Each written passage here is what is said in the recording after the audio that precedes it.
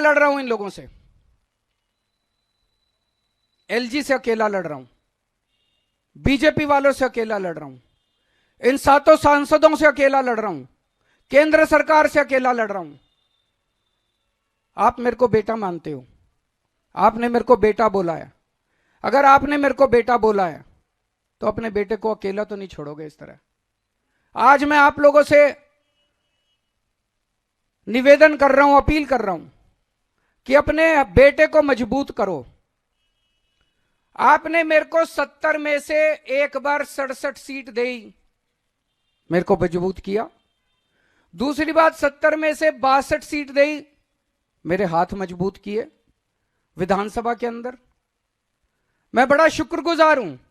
आज ये जो मैं इनसे लड़ पा रहा हूं थोड़ा बहुत, ये इसी वजह से लड़ पा रहा हूं। जो भी थोड़े बहुत काम कर पा रहा हूं इसी वजह से काम कर पा रहा हूं, क्योंकि आपने इतना भारी बहुमत दिया था।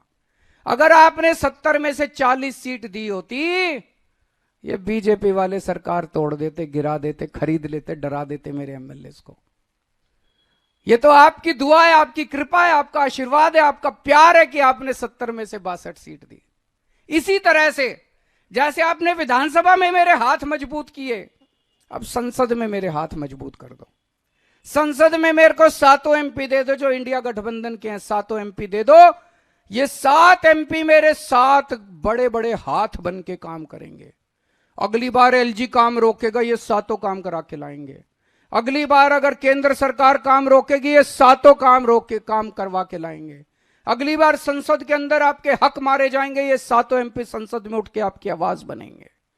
मैं आज आपसे यही मांगने के लिए आया हूं, ये 7 एमपी अगर हमारे आ गए तो आपके बेटे के हाथ मजबूत होंगे, किसी की हिम्मत नहीं होगी कि आपके